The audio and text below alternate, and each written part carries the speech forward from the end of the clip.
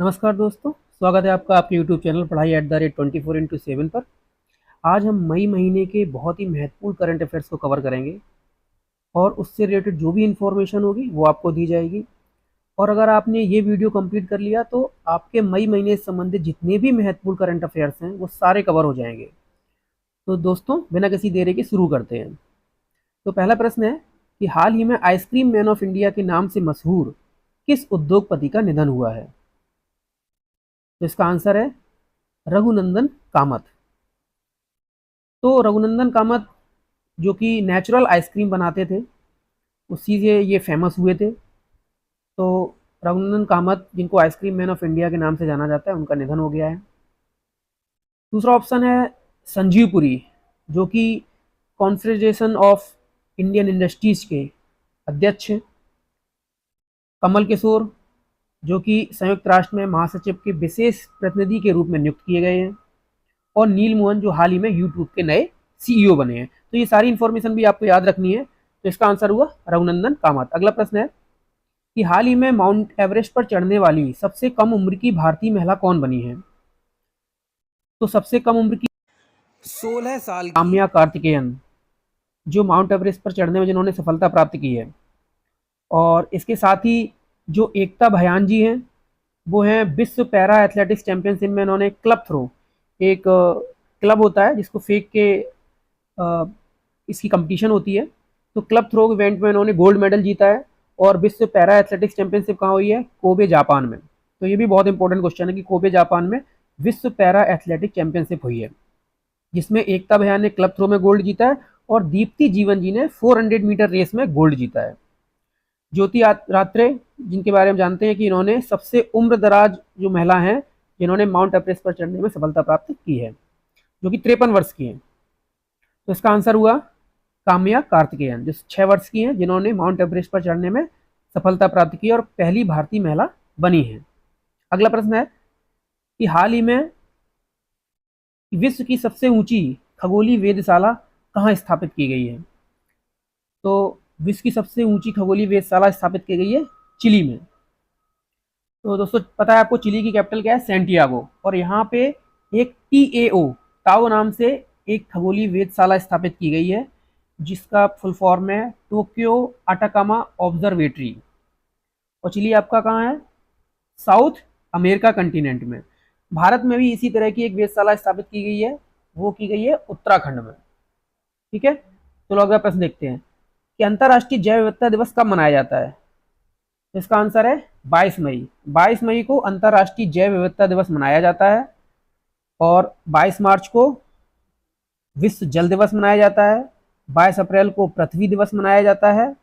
और 23 जून को क्या मनाया जाता है, वो आप मुझे कमेंट बॉक्स में लिख के बताइए। तो अगला प्रश्न देखते हैं दोस्तों कि हाल ही में किस राज्य में सागा दावा त्योहार, जिसे ट्रिपल ब्लेस्ट फेस्टिवल कहा जाता है, मनाया जाता है? तो ये त्यौहार मनाया जाता है सिक्किम में। और सिक्किम में बुद्ध पूर्णिमा के दिन ये त्यौहार मनाया जाता है। और जो भी इम्पोर्टेंट त्यौहार हैं वो एग्जाम में आने वाले हैं, बहुत ही इंपॉर्टेंट होते हैं एग्जाम के लिए। तो ऐसे क्वेश्चंस को बिल्कुल नहीं छोड़ना है। तो सागा दावा त्यौहार मनाया जाता है सिक्किम में, जिसको कि ट्रिपल ब्लेस्ट फेस्टिवल कहा जाता है। अगला प्रश्न है कि हाल ही में बंगाल की खाड़ी में बने चक्रवात रेमल का नामकरण किसने किया है? इसका नामकरण किया है ओमान ने। और रेमल का मतलब होता है रेत। तो ओमान ने इस चक्रवात का नामकरण किया है, इसका नाम रखा है उसने रेमल। ओमान की कैपिटल आपको पता है मस्कट। और इस तूफान ने सबसे ज्यादा जो तबाही की है वो की है पश्चिम बंगाल और बांग्लादेश के क्षेत्रों में। और चक्रवात के बारे में आप जानते ही हैं कि ये चक्रवात निम्न दाब के क्षेत्र होते हैं और उत्तरी गोलार्ध में घड़ी की विपरीत दिशा में चलते हैं और दक्षिण गोलार्ध में घड़ी की सुई की दिशा में मूव करते हैं। ठीक है, तो इसका आंसर हुआ ओमान। ओमान ने रेमल चक्रवात का नामकरण किया है। अगला प्रश्न है कि हाल ही में चर्चा में रही कृषि और भूमि क्या है? तो कृषि और भूमि है आर्टिफिशियल इंटेलिजेंस आधारित न्यूज एंकर। और ये दोनों न्यूज एंकर DD किसान चैनल पर अपनी प्रस्तुति देंगे। तो कृषि और भूमि आर्टिफिशियल इंटेलिजेंस आधारित न्यूज एंकर है। इंपॉर्टेंट प्रश्न याद रखिएगा। अगला प्रश्न है कि हाल ही में विश्व आर्थिक मंच के द्वारा जारी किए गए यात्रा और पर्यटन विकास सूचकांक यानी कि travel and tourism development index 2024 में भारत की रैंक क्या है? तो इसमें भारत की रैंक है 39वीं रैंक है। और किसके द्वारा ये जारी किया जाता है यात्रा और पर्यटन विकास सूचकांक? विश्व आर्थिक मंच के द्वारा, जिसमें भारत की रैंक 39 है। और टॉप के जो 3 देश हैं उसमें है संयुक्त राज्य अमेरिका, दूसरे पे है स्पेन और तीसरे पे जापान। याद रखिएगा, संयुक्त राज्य अमेरिका ने इस सूचकांक में पहला स्थान हासिल किया है। अगला प्रश्न कि हाल ही में पैरा एथलेटिक्स चैंपियनशिप 2024 कहां पर आयोजित की गई? तो ये आयोजित की गई, आपको पहले ही बताया था, जापान में। जापान का एक शहर है कोबे, तो कोबे जापान में पैरा एथलेटिक्स चैंपियनशिप 2024 आयोजित की गई है। ठीक है, और ये जापान में हुई है, एशियन कंट्री में हुई, इसलिए बहुत महत्वपूर्ण प्रश्न बन जाता है। अगला प्रश्न देखते हैं कि हाल ही में किसने पृथ्वी के ध्रुवीय क्षेत्र का अध्ययन करने के लिए प्री फायर नाम से मिशन लॉन्च किया है? तो प्री फायर मिशन लॉन्च किया है नासा ने। नासा मतलब नेशनल एरोनॉटिक्स स्पेस एडमिनिस्ट्रेशन, जो कि संयुक्त राज्य अमेरिका की स्पेस एजेंसी है। और ये जो जाक्सा है वो है जापान की space agency. ISRO Indian space research organisation, जो कि भारत की स्पेस एजेंसी है। और सीएनएसए चाइना की स्पेस एजेंसी है, जिसका नाम है चाइना नेशनल स्पेस एजेंसी। अगला प्रश्न देखते हैं कि हाल ही में ऑक्सफोर्ड इकोनॉमिक्स के द्वारा जारी ग्लोबल सिटीज इंडेक्स 2024 में शीर्ष स्थान पर कौन सा शहर रहा है? तो इसका आंसर हो जाएगा न्यूयॉर्क। इस इंडेक्स में यानी कि ग्लोबल सिटीज इंडेक्स में शीर्ष स्थान पर न्यूयॉर्क रहा है। और इसमें टोटल 1000 शहर थे, और इन 1000 शहरों में जो भारत का टॉप शहर है वो है न्यू दिल्ली, जिसको कि 350वां स्थान मिला है। 350 रैंक हासिल हुई है न्यू दिल्ली को। और टॉप किया है न्यूयॉर्क ने। किसमें? ग्लोबल सिटीज इंडेक्स 2024 में। किसके द्वारा जारी किया जाता है? ऑक्सफोर्ड इकोनॉमिक्स के द्वारा। अगला प्रश्न देखते हैं कि हाल ही में माउंट एवरेस्ट पर चढ़ने वाली सबसे उम्रदराज भारतीय महिला कौन बनी है? पहले हमने बताया था कि सबसे कम उम्र की कौन थी? काम्या कार्तिकेयन, जो कि 6 वर्ष की थी। और इसमें क्या पूछा गया है? सबसे उम्रदराज, जो कि 53 वर्ष की है, कौन है? ज्योति राउतरे।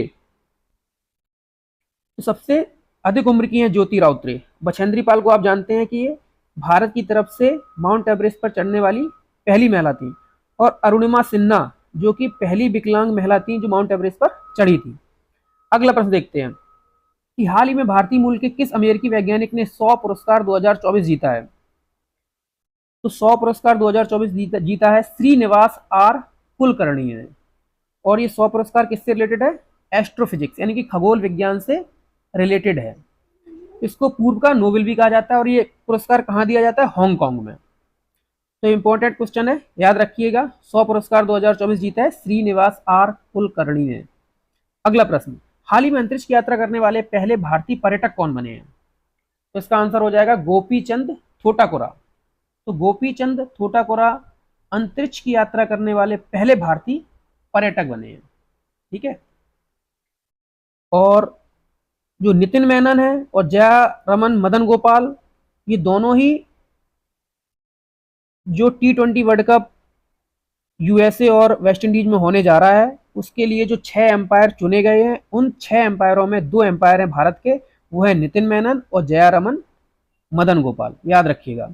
और पी श्याम निकलम, जो कि 85 में 85th ग्रांड मास्टर बने हैं। ठीक है, शतरंज में ग्रांड मास्टर बने हैं पी श्याम निकलम 85 में, यानी कि 85th।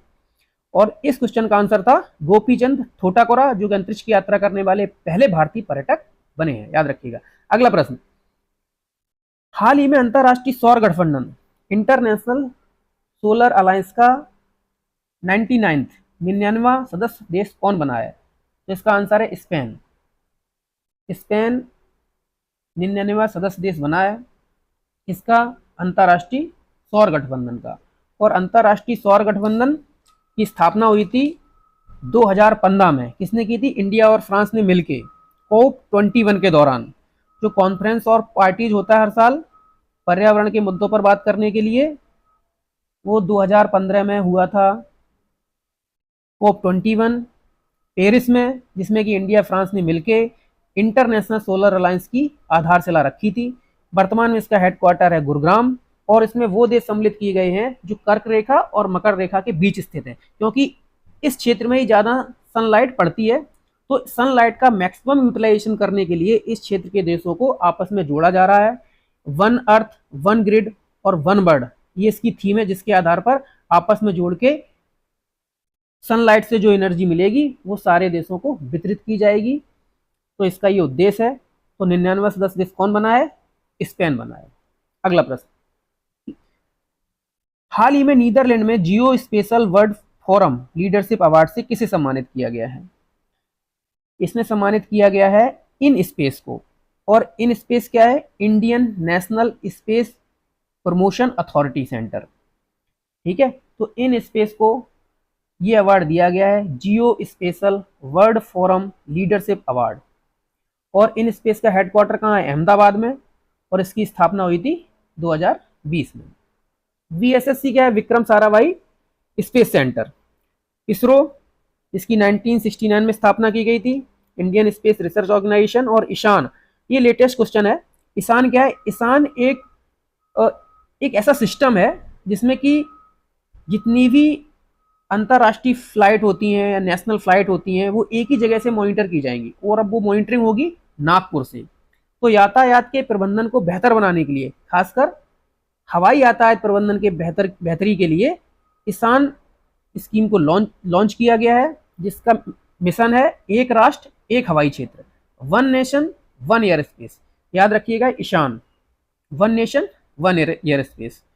अगला प्रश्न है कि हाल ही में यूनाइटेड किंगडम के राजा चार्ल्स तृतीय के द्वारा भारत की किस महिला को अमल क्लूनी महिला सशक्तिकरण पुरस्कार से सम्मानित किया गया है? तो इसका आंसर हो जाएगा आरती।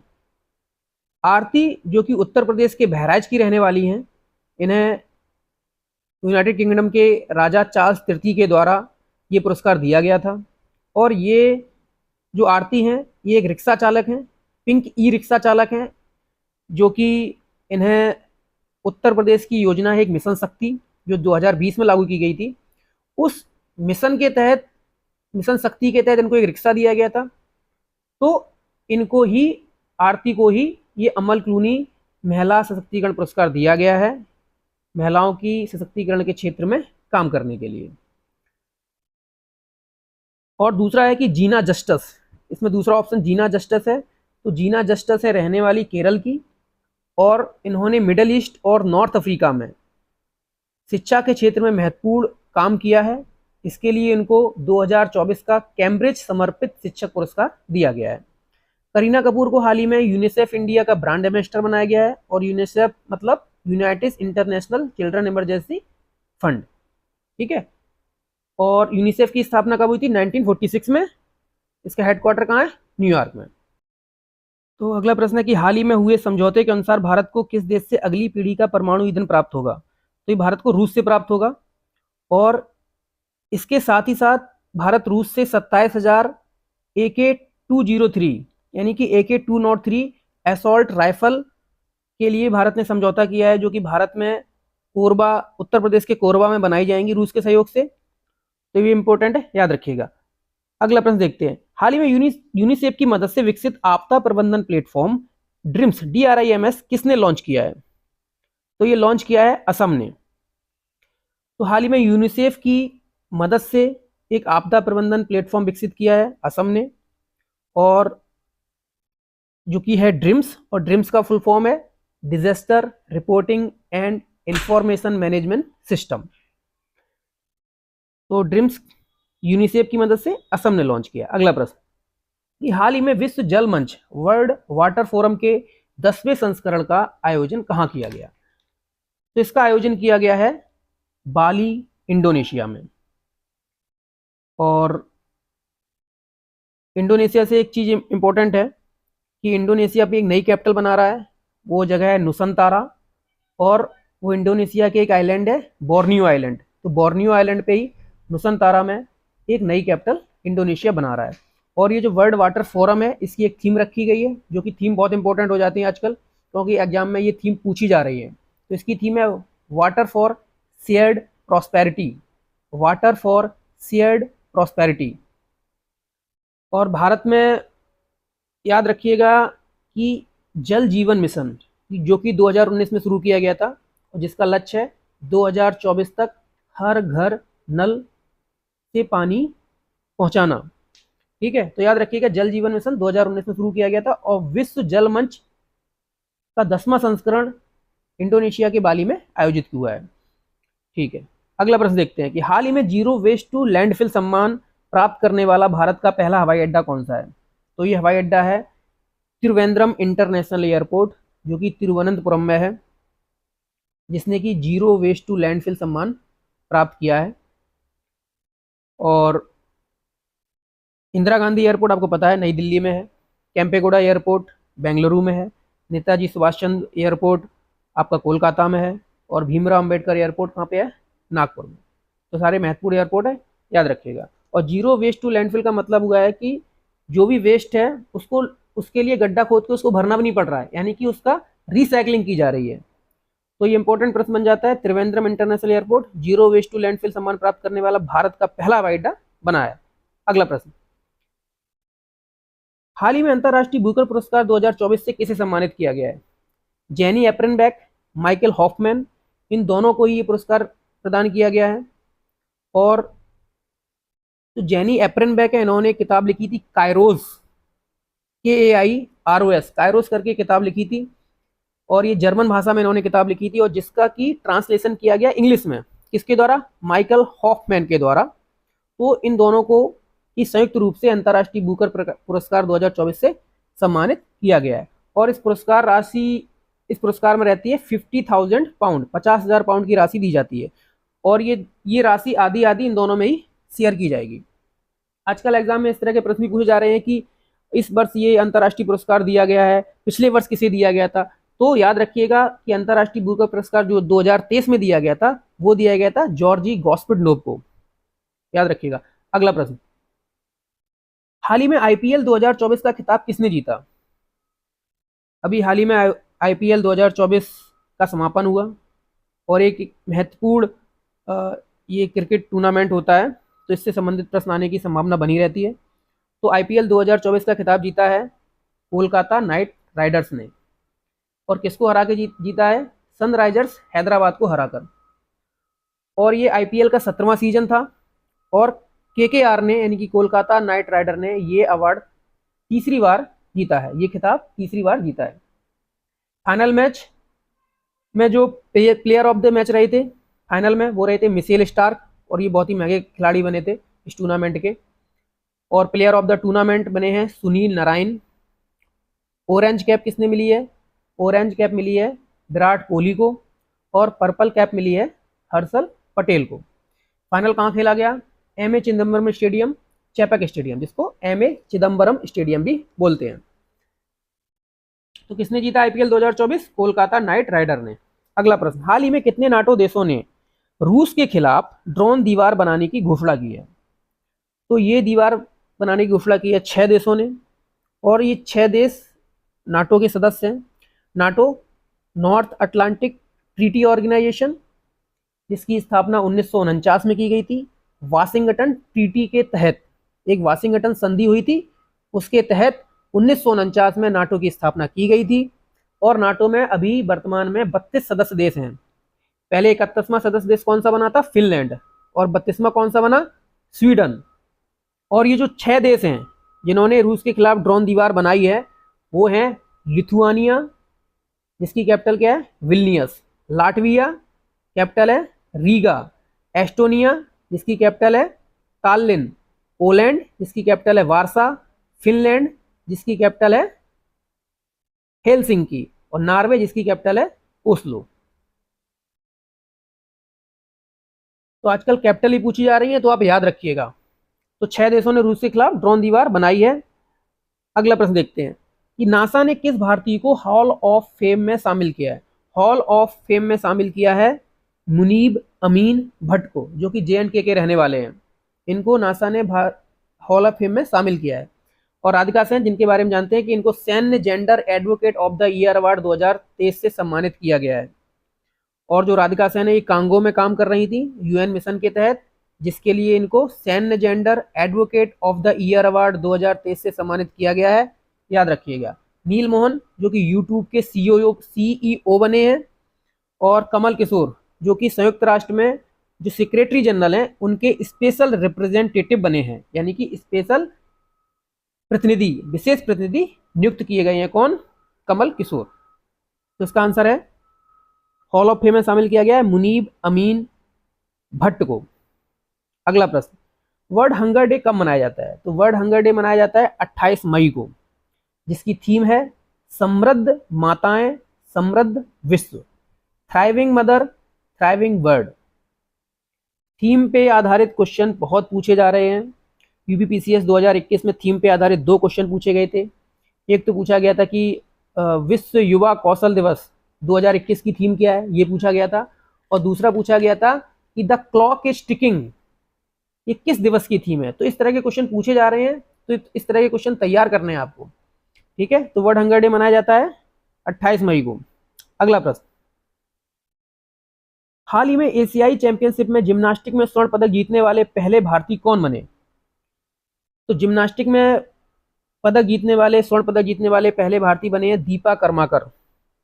ये भारतीय जिम्नास्ट हैं और इन्होंने हाल ही में जिम्नास्टिक चैंपियनशिप जो हुई थी, एशियाई जिम्नास्टिक चैंपियनशिप, उसमें स्वर्ण पदक जीता है। पूर्णिमा श्रेष्ठ, इन्होंने एक ही सीजन में 3 बार माउंट एवरेस्ट पर चढ़ने में सफलता प्राप्त की है। एक ही सीजन में 3 बार चढ़ गई है। राधिका सेन, जिनको कि एडवोकेट जनरल अवार्ड मिला था, सैन्य gender advocate of the year award 2023 से सम्मानित किया गया था। और जो गीतानस नौसेदा हैं, ये हाल ही में लिथुआनिया के प्रेसिडेंट बनाए गए हैं। और ऐसे प्रश्न पूछे जा रहे हैं कि इस देश के प्रेसिडेंट कौन नियुक्त किए गए हैं। ठीक है, तो इसका आंसर हुआ दीपा कर्माकर। अगला प्रश्न देखते हैं कि हाल ही में अंतर्राष्ट्रीय परमाणु ऊर्जा एजेंसी का परमाणु सुरक्षा पर 4था अंतर्राष्ट्रीय सम्मेलन कहाँ आयोजित हुआ? तो अंतर्राष्ट्रीय परमाणु ऊर्जा agency, international atomic energy agency, इसका 4था अंतर्राष्ट्रीय सम्मेलन हुआ है एटॉमिक सिक्योरिटी पे, और ये हुआ है वियना में। वियना कहाँ है? ऑस्ट्रिया की कैपिटल, ऑस्ट्रिया की कैपिटल है वियना। ठीक है, और इंटरनेशनल एटॉमिक एनर्जी एजेंसी की स्थापना हुई थी 1957 में, तो इसका हेडक्वार्टर है वियना में। और जो ये सम्मेलन हुआ है, इसकी एक थीम रखी गई है, उस थीम है वो shaping the future, shaping the future, याद रखिए। अगला प्रश्न देखते हैं, हाल ही में गेल ने अपना ग्रीन हाइड्रोजन प्लांट कहाँ शुरू किया? तो गेल ने अपना ग्रीन हाइड्रोजन प्लांट शुरू किया है मध्य प्रदेश के विजयपुर में, और इस प्लांट में ये प्रतिदिन 4.3 टन ग्रीन हाइड्रोजन का उत्पादन करेगा।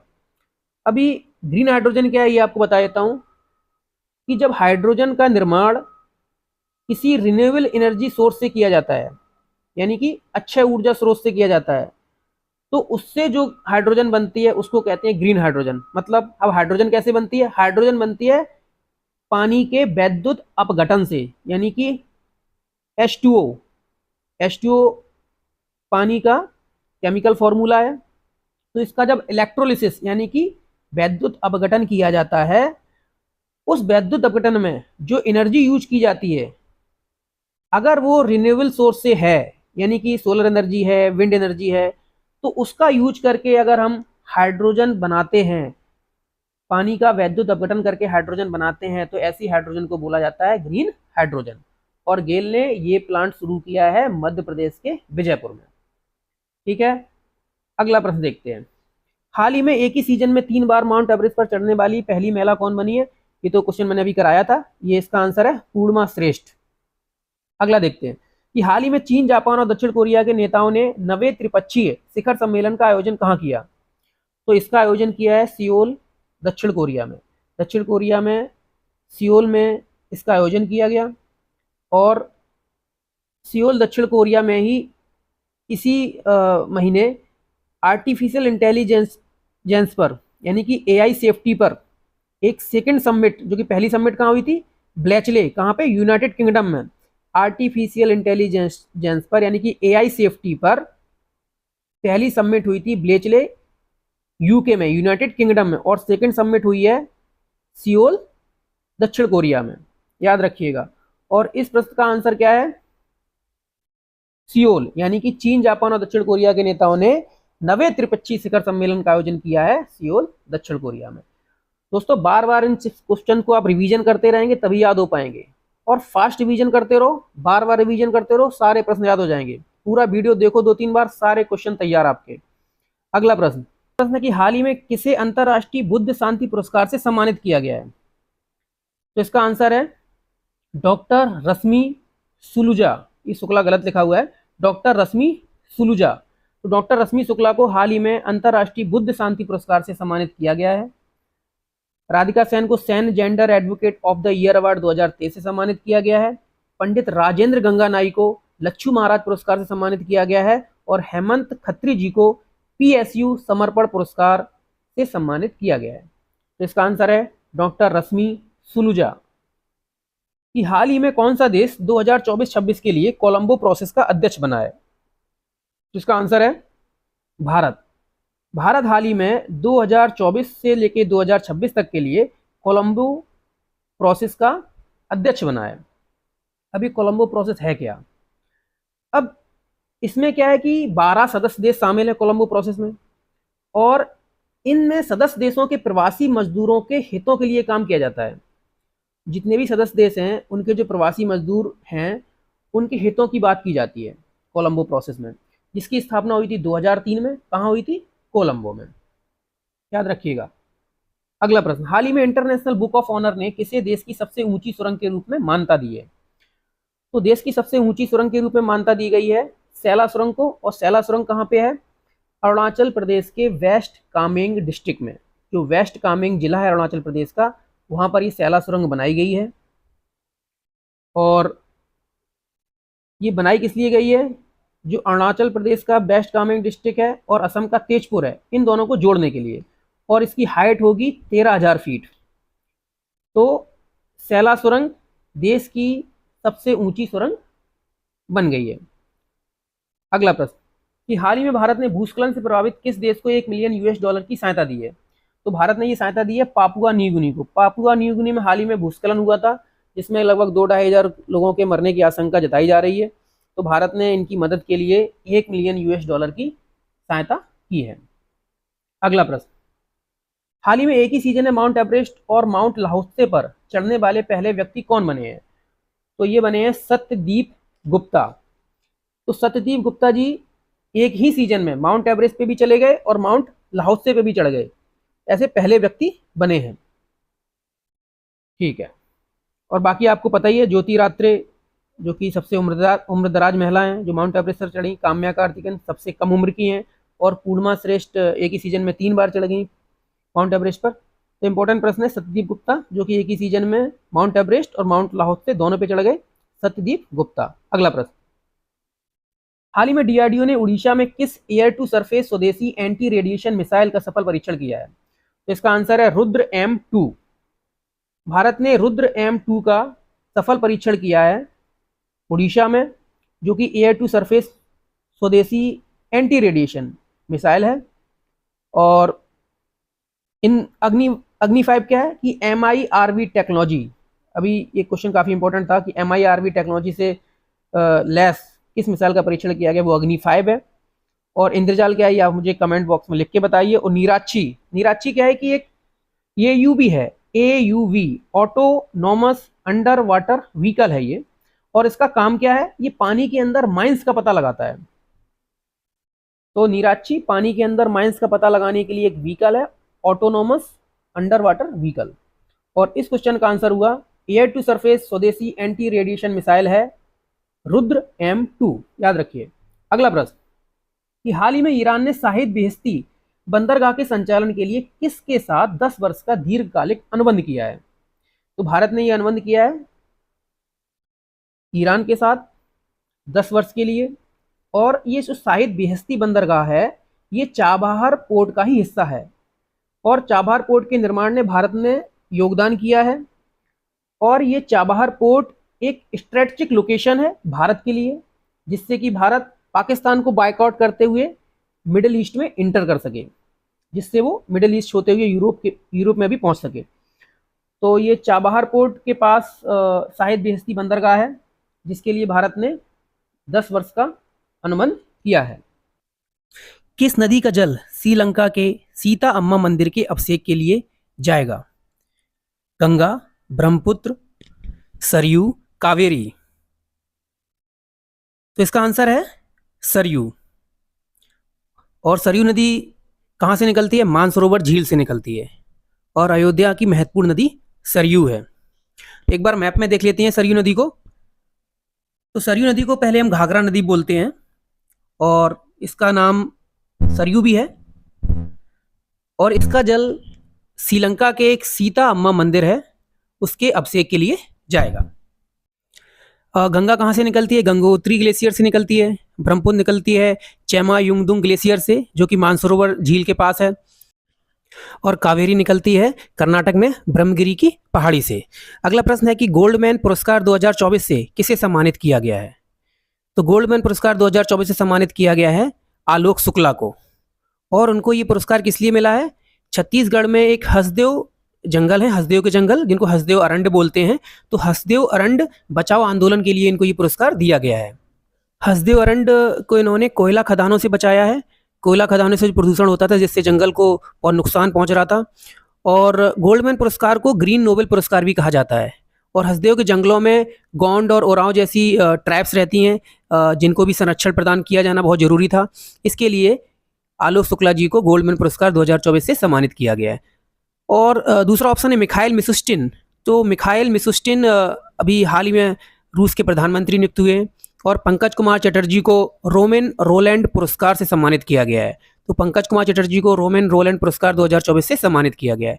और शीतल देवी को भारतीय चुनाव आयोग ने PWD श्रेणी में नेशनल आइकन नॉमिनेट किया है। तो अगला प्रश्न देखते हैं कि दिल्ली राष्ट्रीय राजधानी क्षेत्र में वृक्षारोपण को बढ़ावा देने के लिए मिलियन मियावाकी मिशन को कौन सा देश नेतृत्व प्रदान कर रहा है?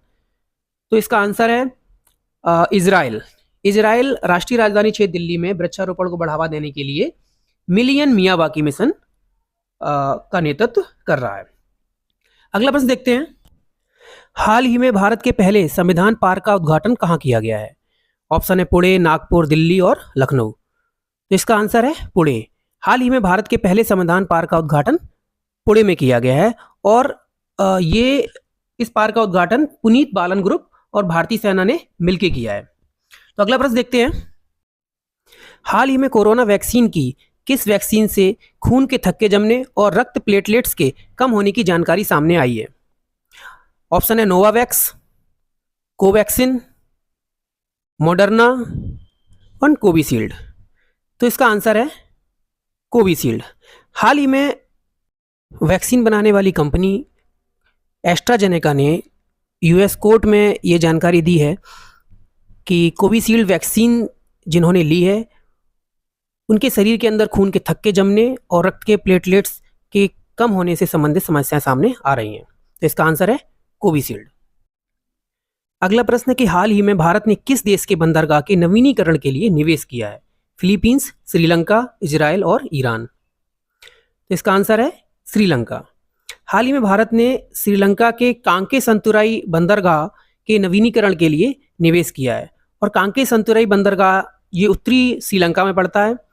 और इस देश के नवीनीकरण, इस बंदरगाह के नवीनीकरण से भारत उन्हीं नीतियों को अपना रहा है जो कि पहले चीन ने अपनाई हुई थी, यानी कि स्ट्रिंग ऑफ पर्ल, यानी कि मोतियों की माला थ्योरी से।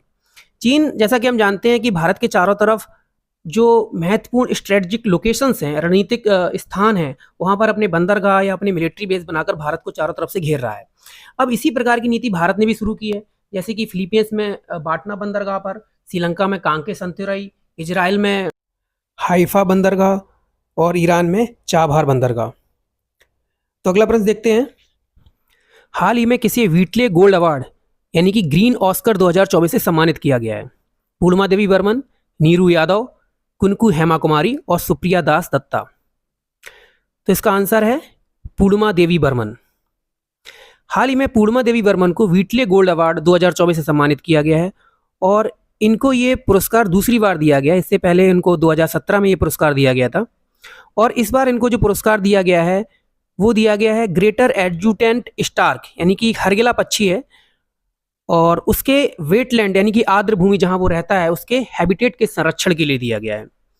तो पूर्णिमा देवी बर्मन को Whitley Gold Award greater adjutant stork के संरक्षण और उसके हैबिटेट के संरक्षण के लिए दिया गया है, और इनको ये दूसरी बार पुरस्कार दिया गया है। और जो हरगिला पक्षी है वो IUCN के रेड इंडेंजर्ड कैटेगरी में इंक्लूड किया गया है, और पूर्णिमा देवी बर्मन असम की रहने वाली है। तो इसको याद रखिएगा, बहुत ही इंपॉर्टेंट प्रश्न है। अगला प्रश्न है कि हाल ही में भारत द्वारा सक्सगाम घाटी में चीन द्वारा सड़क निर्माण का विरोध किया जा रहा है। सक्सगाम घाटी कहाँ स्थित है? कराकोरम, लद्दाख, जास्कर और पीर पंजाल। तो सक्सगाम घाटी स्थित है कराकोरम रेंज पे। ये घाटी सियाचिन ग्लेशियर के पास पड़ती है और कराकोरम रेंज में स्थित है। जो उत्तरी हिमालय क्षेत्र में जो भी महत्वपूर्ण पर्वत श्रेणियां हैं उनका क्रम याद रखना बहुत जरूरी है। तो एक बार आप देख लीजिएगा, सबसे पहले पड़ती है कराकोरम, उसके बाद लद्दाख, फिर जास्कर, ग्रेटर हिमालय, लेसर हिमालय और शिवालिक। तो ये क्रम याद रखना बहुत जरूरी है, ये एग्जाम में पूछा जाता है। तो इस प्रश्न का उत्तर हुआ कराकोरम घाटी। अगला प्रश्न देखते हैं, हाल ही में किस देश ने नई मुद्रा को अपनाया है? कांगो, दक्षिण सूडान, जिम्बाब्वे और वेनेजुएला। तो इसका आंसर है जिम्बाब्वे। तो हाल ही में जिम्बाब्वे ने एक नई मुद्रा को अपनाया है जिसको बोलते हैं जिग, यानी कि जिम्बाब्वेन गोल्ड। और ये उनकी मुद्रा 2009 के बाद से, जब से वहाँ पर मुद्रा संकट उत्पन्न हुआ है, तब से बदली गई 6वीं मुद्रा है। और जिम्बाब्वे की एक बार लोकेशन देख लेते हैं। जिम्बाब्वे अफ्रीका कंटिनेंट में पड़ता है और ये साउथ अफ्रीका, बोत्सवाना, मोजाम्बिक और जाम्बिया जैसे देशों को टच करता है। अगला प्रश्न देखते हैं, हाल ही में जारी वर्ल्ड प्रेस फ्रीडम इंडेक्स 2024 में भारत किस स्थान पर आया है? 158, 159, 160 एंड 161। इसका आंसर है 159। इस बार जारी वर्ल्ड प्रेस फ्रीडम इंडेक्स 2024 में भारत को 159वां स्थान प्राप्त हुआ है और टोटल कंट्रीज थे 180। इसके अलावा जो पहले, दूसरे और तीसरे स्थान पर आए वो है नॉर्वे, डेनमार्क और स्वीडन। भारत के जो पड़ोसी देश है जैसे पाकिस्तान, उसकी रैंक 152 है, और श्रीलंका की रैंक 150 और चाइना की रैंक 172 है। और ये रिपोर्ट जारी की जाती है रिपोर्टर्स विदाउट बॉर्डर्स संस्था के द्वारा। सन 2016 से भारत की रैंकिंग लगातार घट रही है और 2016 में जो रैंक 133 थी वो अब 159 पहुंच गई है। तो इस प्रश्न का आंसर हुआ 159वीं रैंक भारत को वर्ल्ड प्रेस फ्रीडम इंडेक्स 2024 में प्राप्त हुई है। तो अगला प्रश्न देखते हैं, हाल ही में बेंगलुरु की flying wedge defence and aerospace company द्वारा निर्मित स्वदेशी मानव रहित बम वर्षक विमान का नाम क्या है? पुष्पक, FWD-200B, मत्स्य, MIK-100B। तो इसका आंसर है FWD-200B। और ये स्वदेशी तैयार किया हुआ ड्रोन है जो कि बहुत कम कीमत पर बनाया गया है, और ये MQ-9 जैसे दूसरे बॉम्बर एयरक्राफ्ट को टक्कर देने वाला है। तो भारत का पहला स्वदेशी बम वर्षक विमान है FWD-200B। अगला प्रश्न देखते हैं, हाल ही में पुरातत्वविदों द्वारा किस देश में 7000 साल पुरानी बस्ती की खोज की गई है? सर्बिया, जर्मनी, इटली और ग्रीस। तो इसका आंसर है सर्बिया। हाल ही में पुरातत्वविदों द्वारा सर्बिया में 7000 साल पुरानी बस्ती की खोज की गई है, और ये बस्ती नवपाषाण काल से संबंधित मानी जा रही है। अगला प्रश्न देखते हैं, हाल ही में किस देश ने स्वदेशी विमान वाहक पोत फुजियान का समुद्री परीक्षण प्रारंभ किया है? चीन, जापान, उत्तरी कोरिया और दक्षिण कोरिया। तो इसका आंसर है चीन। चीन ने हाल ही में अपने सबसे एडवांस्ड एयरक्राफ्ट कैरियर फुजियान के समुद्री परीक्षण शुरू किए हैं, और ये फुजियान एयरक्राफ्ट कैरियर बहुत ही लेटेस्ट टेक्नोलॉजी से बनाया गया है, और ये चाइना का तीसरा एयरक्राफ्ट कैरियर है। इससे पहले चाइना 2 और एयरक्राफ्ट कैरियर का निर्माण कर चुका है। तो फुजियान का समुद्री परीक्षण चाइना ने शुरू किया है और इसका ये स्वदेशी विमान वाहक पोत है। अगला प्रश्न देखते हैं, हाल ही में संयुक्त राष्ट्र की वर्ल्ड माइग्रेशन रिपोर्ट के अनुसार वैश्विक प्रेषण में $100 अरब का आंकड़ा किस देश ने पार किया है? भारत, मैक्सिको, चीन और फिलीपींस। तो इसका आंसर है भारत। भारत ने जो लेटेस्ट वर्ल्ड माइग्रेशन रिपोर्ट आई है उसके अनुसार $110 बिलियन का प्रेषण प्राप्त किया है विदेशों से, जो कि सबसे ज़्यादा है। और भारत के बाद जो दूसरा नंबर है वो है मैक्सिको का, उसके बाद है चाइना का, फिर है फिलीपींस का और फिर है इजिप्ट का। तो इस तरह भारत सबसे ज़्यादा प्रेषण प्राप्त करने वालों में पहले स्थान पर है। अगला प्रश्न देखते हैं, हाल ही में किस देश ने 30वीं Sultan Azlan Shah hockey trophy 2024 जीती है? भारत, जापान, पाकिस्तान और मलेशिया। तो इसका आंसर है जापान। जापान ने अपनी पहली सुल्तान अजलन शाह हॉकी ट्रॉफी जीती है? ये इसकी पहली हॉकी ट्रॉफी है, तो ये प्रश्न बहुत ही महत्वपूर्ण हो जाता है। और फाइनल में जापान ने पाकिस्तान को हराकर ये ट्रॉफी जीती, तो इसका आंसर हुआ जापान। दोस्तों, अगर ये वीडियो आपको पसंद आ रहा है तो प्लीज़ चैनल को सब्सक्राइब कर लीजिए, जिससे आपको इस तरह की वीडियो लगातार मिलते रहें। अगला प्रश्न देखते हैं। हाल ही में किस राज्य में जंगल की आग पर नियंत्रण के लिए पिरुल लाओ पैसे पाओ अभियान शुरू किया गया है? असम, मणिपुर, उत्तराखंड और हिमाचल प्रदेश। तो इसका आंसर है उत्तराखंड। हाल ही में उत्तराखंड में जंगल की आग पर नियंत्रण के लिए पिरुल लाओ पैसे पाओ अभियान शुरू किया है, और इसमें 1 किलो पिरुल 50 रुपये के हिसाब से खरीदा जाएगा। और ये जो पिरुल है, ये पाइन लकड़ी होती है, पाइन के लीव्स होते हैं, जिसमें कि बहुत जल्दी आग पकड़ ली जाती है। तो इस तरह की आग को बचाने के लिए पिरुल की लीव्स को 50 रुपये किलो के हिसाब से खरीदा जाएगा। तो इस क्वेश्चन का आंसर हुआ उत्तराखंड। उत्तराखंड में पिरुल लाओ पैसे पाओ अभियान शुरू किया गया है। अगला प्रश्न देखते हैं। हाल ही में पाकिस्तान ने अपना पहला चांद मिशन आई-क्यूब कमर किस देश के सहयोग से प्रक्षेपित किया है? चीन, यूरोपीय यूनियन, नासा और जाक्सा। तो इस प्रश्न का उत्तर है चीन। चीन ने हाल ही में अपने पहले चांद मिशन आई-क्यूब कमर को चीन की सहायता से लॉन्च किया है, और ये लूनर मिशन चीन की चांगई 6 रॉकेट से प्रक्षेपित किया जाएगा।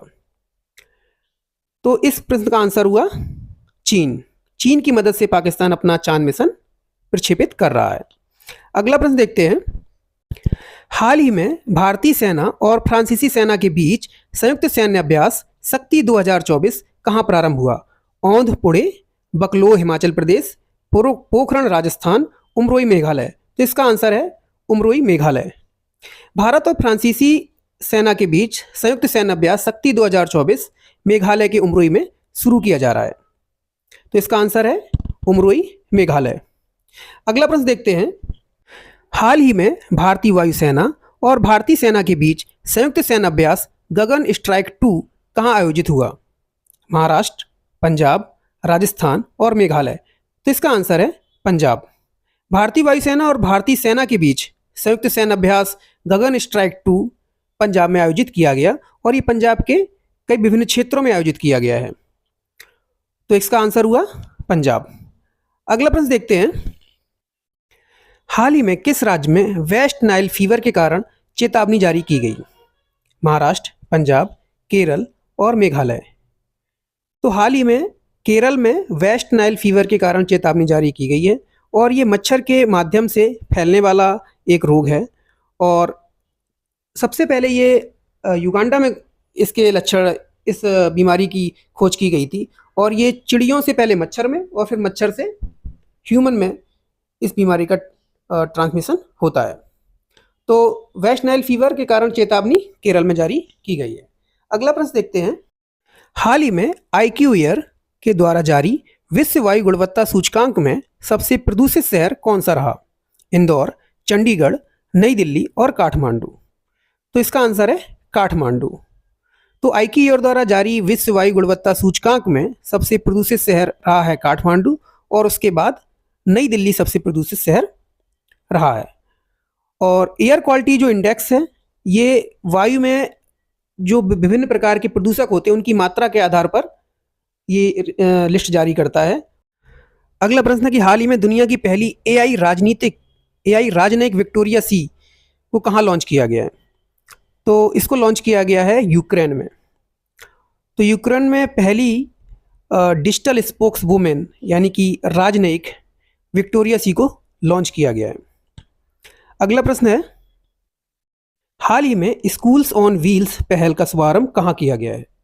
मिजोरम, असम, मणिपुर और अरुणाचल प्रदेश। तो इसका आंसर है मणिपुर।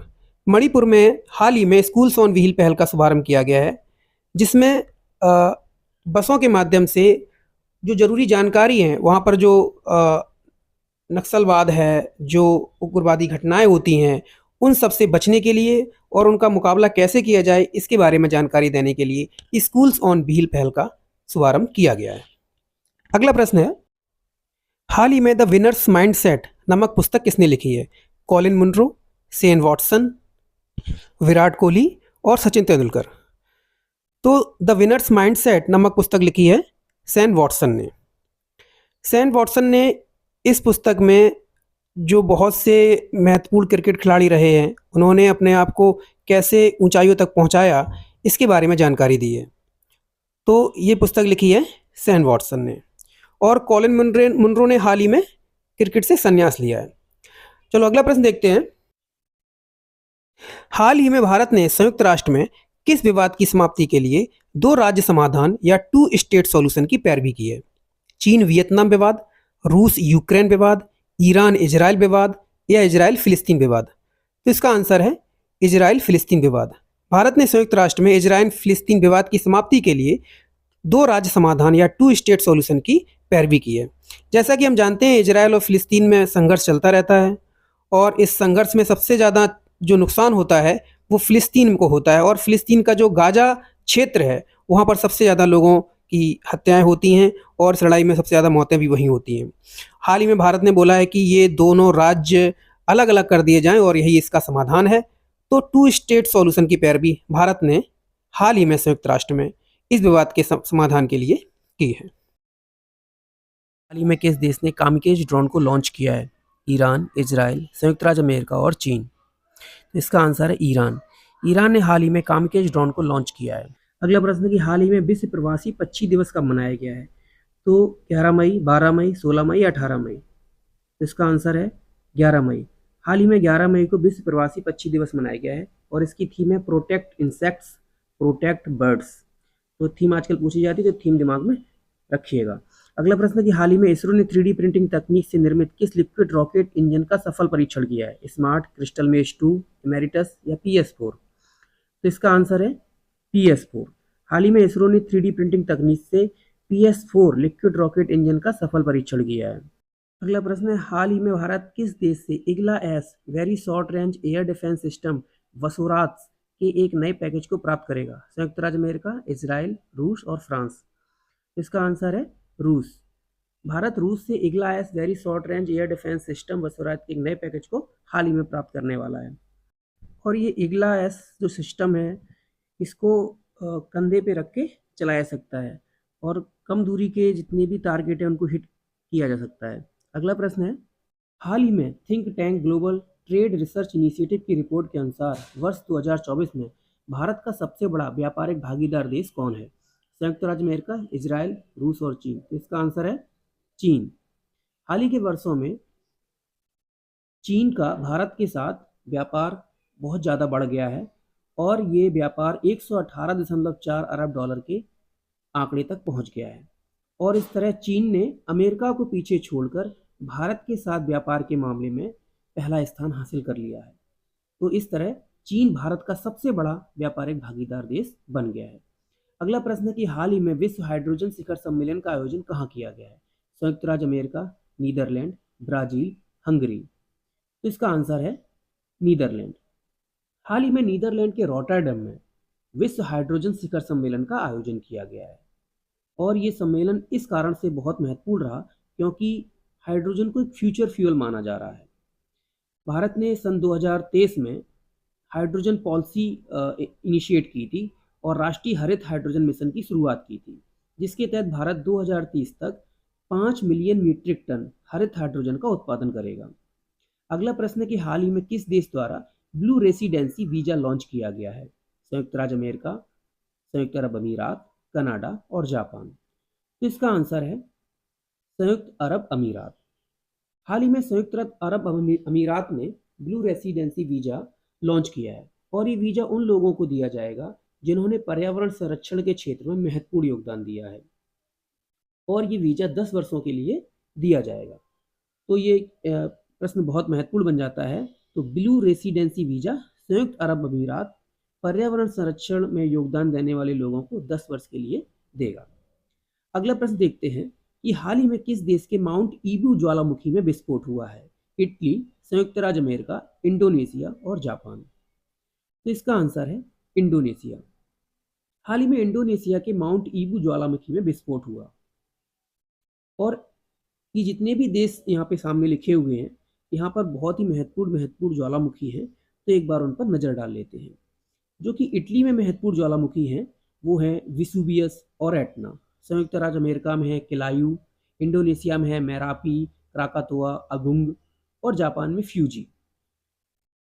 तो हाल ही में माउंट ईवू ज्वालामुखी में विस्फोट हुआ, वो इंडोनेशिया में स्थित है। अगला प्रश्न देखते हैं, हाल ही में किसने चंद्रमा पर पहला रेलवे सिस्टम फ्लोट बनाने की घोषणा की है? नासा, इसरो, जाक्सा और स्पेस एक्स। तो इसका आंसर है नासा। हाल ही में नासा ने चंद्रमा पर पहला रेलवे सिस्टम फ्लोट बनाने की घोषणा की है। ये फ्लोट जो सिस्टम बनाया जाएगा, उसकी मदद से वहाँ पर जो भी रोवर भेजे जाएंगे वो वहाँ पर ईजिली मूव कर पाएंगे, जिससे कि वो कम समय में ज़्यादा वहाँ से जो नमूने लेने हैं और उनको एक जगह से दूसरी जगह पर पहुँचाना है, इस प्रक्रिया को आसानी से कर सकेंगे। और फ्लोट का जो मतलब है वो है flexible levitation on A track, जिससे कि ईजिली से रोवर को मूव किया सके। और नासा अमेरिका की स्पेस एजेंसी है, इसरो इंडिया की है, जाक्सा जापान की है और स्पेस एक्स एलन मस्क की एक स्पेस कंपनी है। अगला प्रश्न कि हाल ही में यूनेस्को के memory of the world Asia Pacific regional register के 2024 चक्र में किस भारतीय सांस्कृतिक वस्तु को शामिल नहीं किया गया है? तो ऑप्शन है रामचरितमानस, पंचतंत्र, सहृदयालोकलोकन, महाभारत। तो इसका आंसर है महाभारत। बाकी रामचरितमानस, पंचतंत्र, सहृदयालोकलोकन, इनको यूनेस्को के memory of the world Asia Pacific region register के 2024 चक्र में भारतीय सांस्कृतिक वस्तुओं के रूप में शामिल किया गया है। और रामचरितमानस के जो लेखक हैं जिन्होंने इसकी रचना की थी वो हैं तुलसीदास, पंचतंत्र की रचना की थी विष्णु शर्मा ने और सहृदयालोकलोकन की आनंदवर्धन ने रचना की थी और ये सहृदयालोकलोकन संस्कृत भाषा में लिखा गया है। अगला प्रश्न है कि हाल ही में नागोर्नो काराबाख के सीमा विवाद के समाधान पर किन देशों ने सहमति दी है? आर्मेनिया, अजरबैजान, इजराइल, फिलिस्तीन, उत्तर कोरिया, दक्षिण कोरिया या भारत, श्रीलंका। तो इसका आंसर है आर्मेनिया, अजरबैजान। और ये आर्मेनिया अजरबैजान की सीमा पर स्थित है एक नागोर्नो काराबाख क्षेत्र, जिसके कारण इन दोनों देशों में झगड़ा होता रहता है। और हाल ही में इन दोनों देशों ने ये आपस में सहमति से ये विचार किया है कि जो आर्मेनिया के 4 गांव हैं वो अजरबैजान को दे दिए जाएंगे और इस समस्या का समाधान हो जाएगा। तो आप देख सकते हैं कि आर्मेनिया अजरबैजान के बीच में नागोर्नो काराबाख क्षेत्र स्थित है, जिसके दोनों देशों के बीच झगड़ा रहता है। आर्मेनिया की राजधानी आपको पता है येरेवान है और अजरबैजान की बाकू है। अगला प्रश्न देखते हैं कि 10वां फीफा महिला विश्व कप फुटबॉल 2027 कहाँ आयोजित होगा? स्पेन, इंग्लैंड, ब्राजील और भारत। तो ये ब्राजील में आयोजित होने वाला है। और इससे पहले जो महिला विश्व कप फुटबॉल 2023 का था वो आयोजित हुआ था ऑस्ट्रेलिया और न्यूजीलैंड में, जिसको कि स्पेन ने जीता था इंग्लैंड को हरा के। तो 10वां महिला विश्व कप फुटबॉल 2027 ब्राजील में आयोजित होगा। अगला प्रश्न देखते हैं, हाल ही में कौन सा राज्य एआई संचालित यातायात प्रबंधन प्रणाली शुरू करेगा? महाराष्ट्र, गोवा, सिक्किम और गुजरात। तो इसका आंसर है सिक्किम। हाल ही में सिक्किम ने एआई संचालित यातायात प्रबंधन प्रणाली शुरू करने की बात की है और जिसके तहत जो भी ट्रैफिक लाइट सिस्टम है वो आर्टिफिशियल इंटेलिजेंस से संचालित किए जाएंगे। वो अपने आप इन चीज़ों को सेंस करेगा कि ट्रैफिक कब खोलना है और कब बंद करना है और कैसे जो ट्रैफिक मैनेजमेंट सिस्टम है उसको मॉनिटरिंग कैसे की जानी है। तो हाल ही में एआई संचालित ट्रैफिक मैनेजमेंट सिस्टम सिक्किम ने शुरू किया है। अगला प्रश्न है कि हाल ही में नोबेल पुरस्कार विजेता किस लेखिका का निधन हुआ है? पर्ल बक, डोरिस लेंशिंग, एलिस मुनरो और एनी एरनॉक्स। तो इसका आंसर है एलिस मुनरो। हाल ही में नोबेल पुरस्कार विजेता एलिस मुनरो का निधन हुआ है और एलिस मुनरो ने जो सबसे ज़्यादा प्रसिद्धि पाई थी वो अपनी कंटेम्प्रेरी शॉर्ट स्टोरीज के लिए पाई थी और ये कनाडा की रहने वाली थी और इनको 2013 में नोबेल पुरस्कार से सम्मानित किया गया था। जितने भी इनाम दिए गए हैं सारी नोबेल पुरस्कार विजेता महिला लेखकों के ही हैं। तो अगला प्रश्न देखते हैं कि नासा किस मिशन के तहत सितंबर 2026 में अपने 2 अंतरिक्ष यात्रियों को चांद पर उतारेगा? Orion 2, Artemis 3, Apollo 3, Odysseus 1। तो इसका आंसर है आर्टेमिस 3। नासा आर्टेमिस 3 मिशन के तहत सितंबर 2026 में अपने 2 अंतरिक्ष यात्रियों को चांद पर उतारेगा। नासा इस मिशन को कई चरणों में कंप्लीट कर रहा है, आर्टेमिस 1, आर्टेमिस 2, आर्टेमिस 3, आर्टेमिस 4। तो इस तरह इसके ये मिशन धीरे धीरे चांद पे जाएंगे, वहाँ से जानकारी लाएंगे और उसके बाद इसकी अगली प्रोसेस होगी, फिर मानव को भेजेगा। और नासा ये सब कुछ अपने मंगल पर मनुष्य को भेजने के संबंधित जो उसका प्रोजेक्ट है कि मानव को मंगल में भेजना है, उसके तहत इस प्रक्रिया को कर रहा है। तो आर्टेमिस 3 नासा का एक मिशन है जिसके तहत 2 अंतरिक्ष यात्रियों को वो सितंबर 2026 में चांद पर भेजेगा। अगला प्रश्न कि हाल ही में भारत ने उड़ाकर ले जाने योग्य मोबाइल अस्पताल भीष्म क्यूब का सफल परीक्षण कहाँ किया? आगरा, लखनऊ, वाराणसी, बरेली। तो इसका आंसर है आगरा। भारत ने उड़ाकर ले जाने योग्य मोबाइल अस्पताल भीष्म क्यूब का सफल परीक्षण आगरा में अपने AN-32 विमान से किया है। और ये आरोग्य मैत्री क्यूब जो कि दुनिया का पहला अस्पताल है और जिसमें कि 72 क्यूब्स का एक पैक है, जिसे किसी भी एयरक्राफ्ट से एक स्थान से दूसरे स्थान तक ले जाया जा सकता है, जिसका परीक्षण भारत ने आगरा में किया है। तो इस प्रकार भारत पोर्टेबल एयर ड्रॉप करने योग्य अस्पताल को सफलतापूर्वक विकसित करने और उसका परीक्षण करने वाला पहला देश बन गया है। और भीष्म का मतलब है भीष्म क्यूब सहयोग हित और मैत्री। ये भारत स्वास्थ्य पहल का हिस्सा है और इस भीष्म किट में जो भी अस्पताल से संबंधित जरूरी चीज़ें जैसे एक्सरे मशीन, ब्लड टेस्ट की किट है, वेंटिलेटर है और भी जो एडवांस हॉस्पिटल से रिलेटेड टेक्नोलॉजीज़ हैं वो इसमें उपलब्ध रहेंगी। तो अगला प्रश्न देखते हैं। हाल ही में उत्तराखंड पुलिस ने केदारनाथ यात्रा के लिए कौन सा ऑपरेशन शुरू किया है? ऑपरेशन सर्वनाश, ऑपरेशन दंतक, ऑपरेशन मर्यादा, ऑपरेशन भोलेनाथ। तो इसका उत्तर है ऑपरेशन मर्यादा। हाल ही में उत्तराखंड पुलिस ने नशे पर नियंत्रण लगाने के लिए केदारनाथ यात्रा के दौरान नशे पर नियंत्रण लगाने के लिए ऑपरेशन मर्यादा शुरू किया है। इस ऑपरेशन के तहत केदारनाथ यात्रा के दौरान जो लोग मादक द्रव्यों का सेवन करते हैं उन पर अंकुश लगाया जाएगा। अगला प्रश्न देखते हैं। हाल ही में चर्चा में रहा पिरेनीज पर्वत कहाँ स्थित है? स्विट्जरलैंड फ्रांस की सीमा पर, रूस बेलारूस की सीमा पर, फ्रांस स्पेन की सीमा पर या आर्मेनिया अजरबैजान की सीमा पर। तो इसका आंसर है फ्रांस और स्पेन की सीमा पर। हाल ही में फ्रांस के राष्ट्रपति इमैनुअल मैक्रोन और चीन के राष्ट्रपति शी जिनपिंग ने एक बहुत ही महत्वपूर्ण बैठक की और वो पिरेनीज पर्वत के क्षेत्र में की और इसी कारण ये पिरेनीज पर्वत सुर्खियों में आया है। तो आप देख सकते हैं कि पिरेनीज पर्वत, इसको रेड कलर से सर्कल किया गया है, फ्रांस और स्पेन के बॉर्डर पर स्थित है। अगला प्रश्न कि हाल ही में साहित्य अकादमी पुरस्कार से सम्मानित किस उर्दू साहित्यकार का निधन हुआ है? बेगम रोकेया, सलाम बिन रज्जाक, रोशन अख्तर, सलीमा शेख। तो इसका आंसर है सलाम बिन रज्जाक। तो साहित्य अकादमी पुरस्कार से सम्मानित लेखक उर्दू साहित्यकार सलाम बिन रज्जाक का हाल ही में निधन हुआ है और इन्होंने एक बहुत ही प्रसिद्ध किताब लिखी थी, शिकस्ता बुतों के दरमियान। तो आप देख सकते हैं ये सलाम बिन रज्जाक है जिनको कि 2004 में शिकस्ता बुतों के दरमियान के लिए साहित्य अकादमी पुरस्कार से सम्मानित किया गया था। अगला प्रश्न देखते हैं कि हाल ही में किस अंतर्राष्ट्रीय फुटबॉल खिलाड़ी ने संन्यास लिया है? Sunil Chhetri, Cristiano Ronaldo, Lionel Messi और लॉरेंस वोंग। तो इसका आंसर है सुनील छेत्री। तो सुनील छेत्री ने हाल ही में अंतर्राष्ट्रीय फुटबॉल से संन्यास लिया है। पूरे विश्व में जितने भी खेलने वाले खिलाड़ी हैं जो वर्तमान समय में खेल रहे हैं उनमें से तीसरे खिलाड़ी जिसने सबसे ज़्यादा गोल किए हैं और इनको 2011 में अर्जुन पुरस्कार और 2019 में पद्म श्री पुरस्कार से सम्मानित किया गया था। अगला प्रश्न है कि हाल ही में किस देश के प्रधानमंत्री रॉबर्ट फीगो पर सरकारी मीटिंग के दौरान गोलियां चलाई गई? तो इसके ऑप्शंस हैं पनामा, इरिट्रिया, स्लोवाकिया और लाटविया।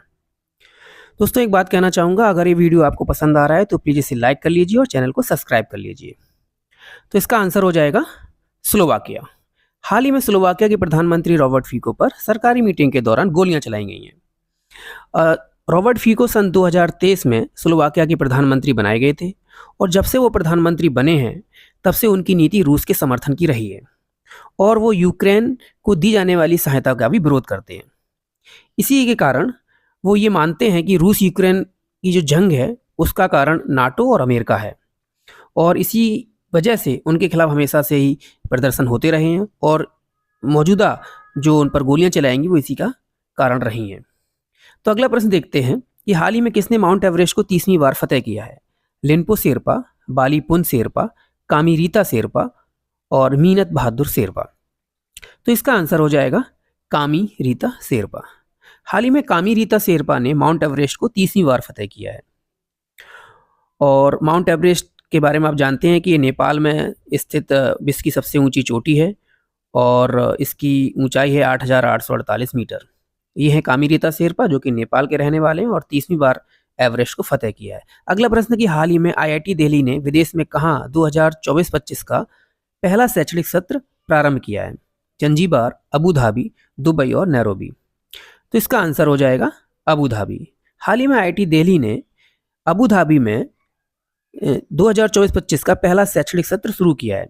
इसके पहले आईआईटी दिल्ली ने एक और कैंपस खोला था विदेश में, वो जंजीबार में खोला था। और हाल ही में अबू धाबी में 2024-25 का पहला शैक्षणिक सत्र प्रारंभ किया है। तो अगला प्रश्न देखते हैं, हाल ही में भारत ने बाढ़ से प्रभावित किस देश को 1 मिलियन $US की सहायता दी है? केन्या, मॉरिशस, श्रीलंका और पापुआ न्यू गिनी। तो इसका आंसर हो जाएगा केन्या। हाल ही में भारत ने केन्या में बाढ़ से प्रभावित लोगों के लिए $1 मिलियन की सहायता प्रदान की है। और केन्या की कैपिटल है नैरोबी, मॉरिशस की पोर्ट लुइस, श्रीलंका की श्री जयवर्धनेपुरम कोट्टम और पापुआ न्यू गिनी की कैपिटल है पोर्ट मोरेस्बे। तो दोस्तों, इस वीडियो में मई महीने के जितने भी महत्वपूर्ण करंट अफेयर्स थे वो कवर कर दिए गए हैं। वीडियो को बार बार देखिए, रिवाइज कीजिए और चैनल को सब्सक्राइब कर लीजिए जिससे कि आपको वीडियो मिलते रहें। Thanks for watching. जय हिंद।